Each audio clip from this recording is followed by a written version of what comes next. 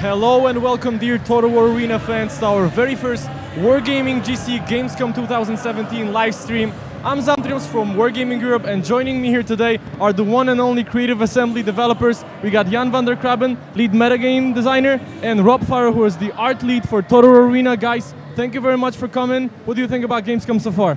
It's amazing. It's really exciting. There's a buzz in the air. Loads of new games announced. It's an exciting time. Rob? Yeah, no, it's awesome. I've never been to Gamescom. It's the one I haven't been to, so it's wicked just to be here.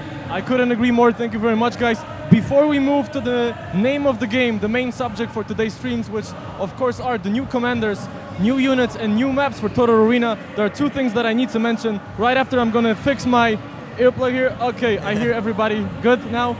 Guys, first things first, as you stick with us throughout the stream, pay very close attention to the screen itself, as we'll be showing bits of a bonus code that, upon completion, you can redeem to gain access to our Alpha 10 for Total Arena, and you can join our guests here at Gamescom 2017 and everybody else at home playing Total Arena right now on the battlefield. So keep that in mind. And second of all, gentlemen, before we move to the commanders themselves, I will cut to my friend Zoltan, who is down there on the floor as he takes us on a journey through the awesome booth that we have prepared for our guests. And right after that, we'll be back to our Wargaming GC studio to talk about commanders. Ain't that right? Yep. Absolutely. Let's take a look down on the show floor. Yeah, let's get the show on the road. Zoltan, it's all yours. Hey guys, I'm Falan, Community Manager for Wargaming EU, and I am standing here in the Total War Arena Immersion Tunnel. This is the tunnel that the players take to get to the gaming stations if they want to play Total War Arena. And this tunnel is meant to kind of give you an impression of what you can experience in the game. You can see all the different factions, all the designs, and you can also see the names of the commanders that you can play in the game. But it also gives you an impression of, war. You can even feel the scent. I'm not sure if you guys can see this smoke, but you can actually feel the scent of war in the air. So once players go through this tunnel, they are going to get to our gaming stations. I'm going to show you in a second. And here we are at the gaming area. If you look behind me, you can see that we have an extremely cool and huge banner depicting Total War Arena and some of the new content that we are showing off. We also have 40 gaming PCs, game stations for Total War, where we are running the Alpha 10 version of the game. However, I already have one person here who can tell me more about what we are actually showing to the players. This is Akriam, our community specialist for Total War Arena. So Akriam, maybe you can tell us a bit more about what players can experience at Gamescom 2017. Thank you, yeah, I've got plenty of things actually to talk about. So as you said, the awesome booth with nice shields, as you can see. I really love them. Like, the logo is just fantastic. And yeah, players are having fun on the Alpha 10 build, as you just said. The new things we've got actually a new commander, Boadicea. She's the Iceni queen from obviously the England Celtic tribes. She is a very ferocious commander that has like new mechanics. She has a charge as a first ability, a charge one. Then she can boost her allies to get into a frenzy. Coming with her, we actually have a new unit as well. Starting from tier 4 upwards, we've got the War Dogs. War Dog is a new unit with a new, very special mechanic where you can actually send the War Dogs, even in the fog of war, without actually knowing where they're going. And they'll be attacking the first unit on sight. If they don't find anything, or if they finish attacking, they'll come back to you automatically. So a pretty cool thing. And on top of that, the guys actually unleashing the dogs can hold their ground in fights as well. Okay, so that's a lot of cool content that we are showing up at Gamescom. So this is all we have from the booth today. I'm going to give this back to Robert. Robert, take it away. Thank you very much, Zoltan, for this awesome presentation, and welcome Total Arena fans back to our Wargaming GC live studio. As mentioned before, I'm Zamtrios from Wargaming Europe, and right here with me are the Creative Assembly developers for Total War Arena. We got Jan van der Krabben and Rob Farrow. Gentlemen, the question of the day, commanders. How does the process of transferring a historical figure to the game environment looks like? Because I do believe it's a quite lengthy and complex one, but I cannot quite picture where does one start. So where do you start? Well, we kind of have a look at the commanders that we currently have in the game, and we work out kind of what's missing in terms of gameplay, like what we're missing in terms of, I don't know, assault or defensive or like that type of thing. And then we kind of go through the history. Right? There's so many like unique kind of cool historical commanders or heroes from the past, and And then once we've kind of chosen one or a couple, we kind of like probably goes around design kind of work out kind of how that's going to play, like roughly, and then we start going into more depth in terms of how the abilities might work, like what sort of historical points of that character can we pull into an ability, and what's the play style going to be for those abilities, and then that's when kind of arts start to get involved in terms of how's it going to look, like does that person have like red hair, or you know, anything like that. Really, we kind of start looking really kind of in depth into the abilities and the history.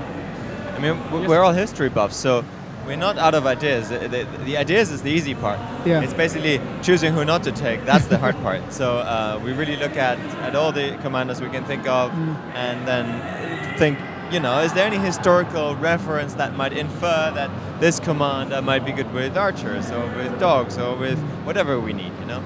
So you mentioned choosing who not to take. Do you have to make those trade-offs quite often? Sorry? Do you have to make those trade-offs quite often when it comes to not putting somebody like, oh, there's this historical figure that it might not be quite known, but you would like to see it in the game, but for the time being something else is on the table? Yeah, of course. I mean, there are commanders that we have a long list actually already of commanders that we have stored on our network drives, and we refer often to that list, and there are lots of people who are like, this person would be so cool to have in the game, but then our resources are limited, so we need to make a call, you know, who comes next and who comes after that, and we can't produce 10 commanders a month, you know. Absolutely makes sense. Rob, you mentioned something that touches quite the meta game aspect of the title. So going through what could be used as a special ability for a particular commander, or what a specific role does it fit in the game. Currently, what are you looking for Total War Arena? Is there like a specific role that is missing that you would like to fill in with the next commander? That's a difficult question. In terms of the one that we were announcing today, or the one that's first playable, today? That's a very good point. So let's start with Boadicea, right? We got a very new arrival to the game itself, a new commander. Maybe let's talk about the implementation process on the basis of that. So can you tell us a bit more about Boadicea herself? Yeah, so Boadicea is obviously a really strong character. She's a really strong woman. If you read a lot about her background story, you know, the Romans kind of didn't really help her out at all. Her dad kind of was saying she was going to give half his land to the daughters and half to the Romans, and the Romans went, nah, we'll take it all, thank you very much, and then kind of took her away and did some horrible things to her, and she kind of raised up, got all the tribes together, and then kind of fought back and annihilated a legion, and we kind of wanted to look at that history and kind of that empowerment that woman has, a very strong character, and build that as a part of the abilities or her orders. And so that's the reason why she has Fury, you know, and she has Ambush, and she has Rebellion. Because she led a rebellion. Yeah. And because she knew she didn't have a chance against the Romans on an open field, she used ambush tactics a lot. Yeah. She basically followed the Roman legions around and kept ambushing them from the sides, killing a few men here and there. And it was only at the very end that the Romans kind of forced her into a battle of their choosing that she was defeated. But for a very long time, she was basically sending out her scouts, killing the Roman scouts, and then, you know, ambushing them in a forest or something like that. And that's why we took this ability like Ambush, and we combined it with Rebellion and Fury, and they all work together in order to create this kind of narrative of who she is. And that's pretty great. Yeah, that's a very interesting example and explanation how specific historical traits transfer into the gameplay environment. But before we move to gameplay, I'm wondering, Rob, how did you present this strength that you mentioned and national identity when creating the character itself? Which sources did you use?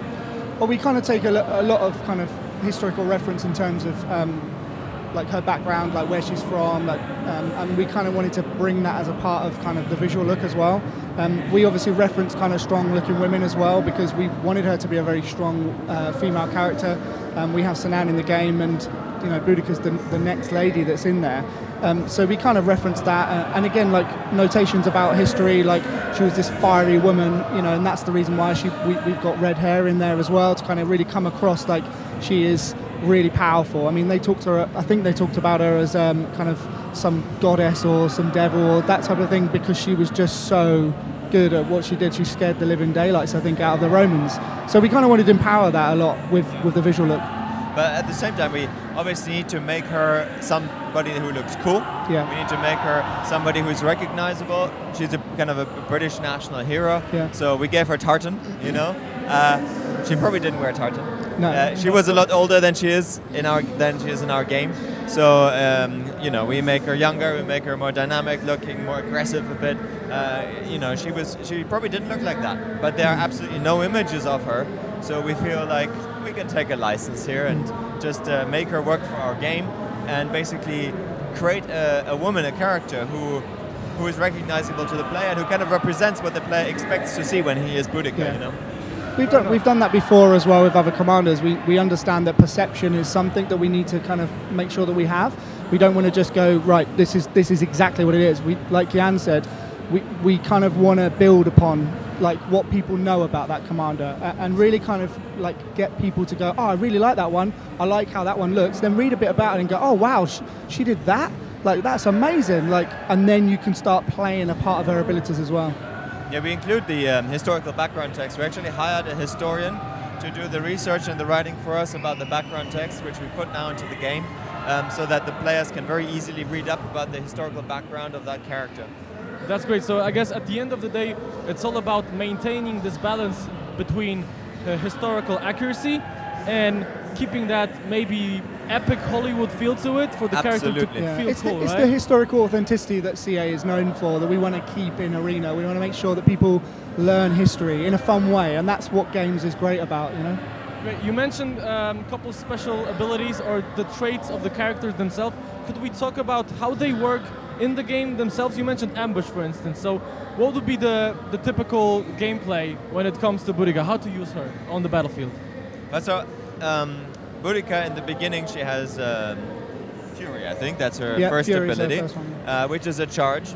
So that's something where she charges ahead into the enemy to do a great damage when she charges in.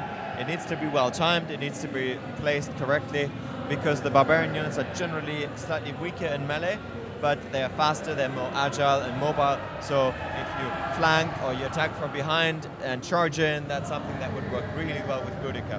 Then ambush is an ability where basically she can hide in a forest. Ambush increases her vision range, so she can look out of the forest or she can look deeper into the forest, which is greatly combined with war dogs, for example. So if she's in the forest, she has ambush on, she can see much further than Roman soldiers would be able to in the forest with this ability. And barbarians anyway can see further in forest a bit. And then she would send out her dogs to surprise a Roman unit that's just going through the forest. And then Rebellion is an ability that basically strengthens the fighting power of her units and her allies. And that's kind of done to represent how she united the tribes and she brought the allies together to fight and to get them inspired to fight more strongly. So that's an ability where if she's in a melee or even if she's behind an allied unit, she can just pop that ability to help the allies defeat the enemy. That sounds really good. I have two questions in relation to ambush. So I do believe that if you're outside of the forest, you cannot activate the ability, correct? Not entirely sure right now. Could you repeat? Because Can you activate the ability if you're outside of the forest when it comes to ambush? I think you can. I think you can. I think you can activate it anywhere, and it gives you an increased range of vision. But it's particularly useful in forest. In forest, yeah, of course. Yeah. Okay. Does the unit remain stationary in any way, or can you? No, you can still move, but the units would move more slowly because they're on the lookout. When it comes to units, because we mentioned them several times already, and the work on them itself. Do you start working on a unit simultaneously with the commander itself, or first you take a look at the commander, you have it figured out, okay, now let's move to the units, let's see what we can do about them. How does that work? I think it depends on the commander and the unit. Like with Boadicea, we felt that War Dogs worked well with her, so we kind of had a look at how we could complement like each other. With other ones, we might just come up with a unit type and then actually end up going, oh, okay, that works. We'll start playing that on its own. And I think it's just what we want to try and do with the units is we want to see what's missing. It's the rock paper scissors thing. It's if we think that one thing is missing from that or one element is missing from the way that we play the game, then we'll look at introducing a unit type that kind of balances that out. That's cool. When it comes to war dogs, what is the story behind them? Because I'm not sure if Boadicea actually used war dogs. Is that historically accurate? It's an extremely cool element. I won't deny that, but I'm just wondering. War dogs dogs have been used in war for millennia. The ancient Egyptians already used dogs in war, and so did the Greeks and the Romans and various barbarians. So this is not something entirely unknown. Whether Boadicea herself used dogs in her battle against the Romans or not, I'm not sure. I don't think we know that for sure, but we basically think that it just works really well with her because she's a very aggressive character. The dogs are very aggressive units that charges ahead, and they are really nicely complemented by her abilities. So it was something where we thought, okay, we have a new unit, we have a new commander, let's bring them together. Yeah. It made sense, like Jan said, they really did complement each other. They kind of went with how we wanted to kind of portray her, and the dogs just fit with that. Like, you know, she was all about the charge, getting in there, ambushing, and then coming away. The dogs do exactly the same thing. Yeah, that's exactly how you play the dogs. Yeah. The dogs are not a unit that you would leave in combat. No. You send them in, get them to bite, and take them out again. And is it true that you can use them even on the areas of the map you didn't explore in the Fog of War? Yeah, you can send them into the Fog of War. They will not reveal the Fog of War for you. Okay. So you have no idea what they're going to do. They will attack the next unit they find. Yeah. So in that sense, sometimes that works really well, sometimes it doesn't. Of course. So it's a better idea to place them strategically where you know what's there. But in some cases, you're like, I can see that artillery is shooting from back there, roughly there. Yeah. So you're like, go. Okay. And I do believe they have some sort of like an engagement range, like something comes close to a dog, Yes, it's gone. exactly. Yeah. Okay. So what about the maps, though? Is the process similar to the units? So you also try to focus on the historically known places, in the same time trying to present their spirit, because I do believe checking nowadays how a particular place looked like and putting that into a game is quite difficult. Yeah, definitely some maps have more information about them, so we can quite easily try to map it out much more, but obviously because it's a game we know that we're going to have to change some of it. So the Battle of Marathon is probably a prime example. We know it's very close to kind of what it was like, but elements of that is obviously different. Thermopylae in our game is, again, we know the rough lookout, so we've got images of like how the outfield looks and kind of some of the infield, but we've obviously had to change bits to add elements of gameplay, and that's kind of similar to everything that we have. Yeah, like Thermopylae, for example, in our game, it kind of has 3 areas or 3, say, lanes, where you can go along. The real map of Thermopylae, I mean, that was the whole point of Thermopylae. There weren't 3 paths. There was one main path and a good path, right? But for our game, that just didn't work, so we just went with the 3 paths. And that is the trick, really, is to try and get the balance for all unit types for every map that we do. So there will be certain locations that work with artillery, there will be some places that you can use cavalry really well, and infantry and so forth. And that's kind of the difficulty of working with historically based maps, is how do you embed gameplay into some of these maps that are very historically authentic. Okay, so what are your expectations towards Boadicea when it comes to implementing them to already quite a vast amount of commanders in the game? Well, obviously, introducing a new commander, and especially also when we introduce a new unit type, that shakes up the balancing a bit. So we do a lot of testing before we introduce anything new. We also have a select group of kind of our most trusted and loyal players who give us feedback, who test the game before. So yeah, we've done a lot of testing. It has changed the balance. So for example, cavalry, if they get caught out by the dogs, they are quite vulnerable because, you know, dogs can easily bite the horse's legs. Whereas if cavalry charges into the dogs and they know they're there and they hit them hard, then they trample the dogs. So that's changed that balance, for example. And archers, they are also quite vulnerable to dogs because they have no armor. If they get bitten, they have no defense. So that obviously has been an effect as well. But generally what we do is also we see how it plays, you know. We have a lot of data coming in. We have metrics that we measure and observe very closely. And we use these metrics to then make balancing changes to the game alongside the game player feedback. Fair enough. Since you mentioned the all-famous dogs, I'm wondering if you have any other animals in mind that you would like to introduce to the game, like, I don't know, elephants maybe? And one guy that crossed the mountains with him? Well, Hannibal is an awesome commander, so one day maybe we might do something like that. but we have a lot of things in the plans right now. We're not entirely sure what's going to be the next thing, and we don't want to announce anything right now. We want to be sure that it's working before we announce anything. And we've just put war dogs in the game, so we don't want to kind of... Okay. You know. Guys, thank you very much for your time, for all the information provided, and thank you, dear Total War Arena fans, for sticking with us throughout the entire stream. If you are interested in getting more information on Total War Arena itself, just stay tuned to our Twitter and Facebook account for the game, as we have more streams coming down the road during this week, straight from Gamescom 2017. And for everything Wargaming related, just follow our official hashtag WargamingGC, which is not only your source of more information about what is going on here today and throughout the rest of the week, but also your chance to enter a contest in which you can win a cool gaming chair, keyboard, mouse, and much more stuff. All you gotta do is just share a picture from Gamescom, from your home, of your gaming rig, as you play Total War Arena, share feedback about the game. Just remember to include Wargaming GC and you're in. That's about it.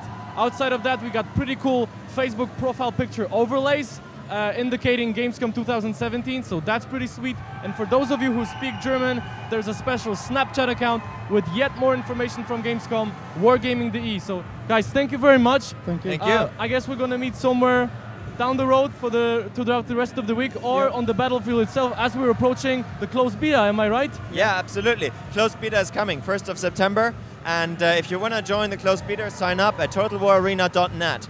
Awesome, thank you very much, guys. I hope you had a lot of luck with completing our invite code. It has 100 redeem times, so you can jump into Alpha 10 right now. And guys, see you on the battlefield. Thank you very much. Thank you, you guys. See ya.